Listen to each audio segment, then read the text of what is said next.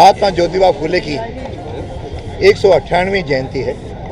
उस अवसर पर मैं उनको नमन करता हूँ और उनको याद करते हैं। उन्होंने जिस प्रकार से सामाजिक कुरीतियाँ समाप्त करने के लिए सारे समाज में और बाकी समाजों में क्या अभियान चलाया और साथ ही महिला शिक्षा का शंखनाद किया, ऐसे महापुरुष के आज चरणों में हमको नमन करने का सौभाग्य मिला है।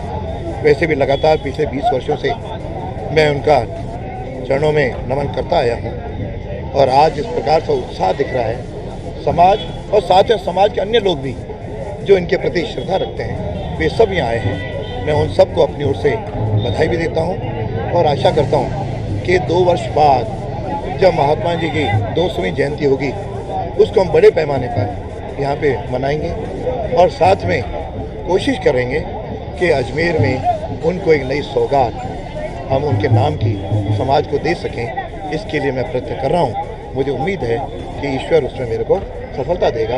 आइए हम सब समाजों के लोग मिलकर के उनके आदर्शों को आत्मसात करते हुए उस अनुसार चल करके एक नए समाज की रचना में अपना योगदान दें। ये निवेदन करता हुआ एक बार पुनः आप सबको बहुत बहुत बधाई, शुभकामनाएं, नमस्कार।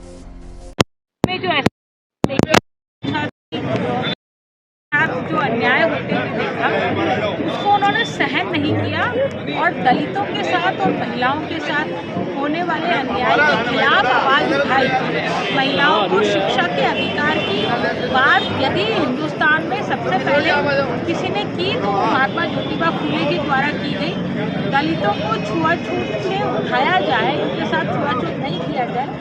इस धरती पर जन्म लेने वाला प्रत्येक इंसान समान है ना। यह बात उन्होंने ही प्रतिपादित की जब भारत का संविधान नहीं बना था। उसके इतने वर्षों पूर्व भी उनके द्वारा ये सिद्धांत प्रतिपादित किया गया, जिसके कारण से आज हमारे संविधान में वो नियम बने, वो कानून बने और उनके अनुसार आज छुआछूत दलितों के साथ किया जाने वाला अन्याय है वो अब अपराध माना जाता है। तो ये हम उनकी दूरदृष्टि कितनी सबल थी, कितनी सक्षम थे वो, और उन्होंने समाज सुधार के लिए बहुत सारे प्रयास की। जो कुरीतियाँ थी है ना, जो बुरे रीति रिवाज थे उनको समाप्त करने की बात उन्होंने की। हालांकि तत्कालीन समाज ने उनका बहुत विरोध किया, उस विरोध को भी सहकर उन्होंने अपनी आवाज़ को नहीं छोड़ा।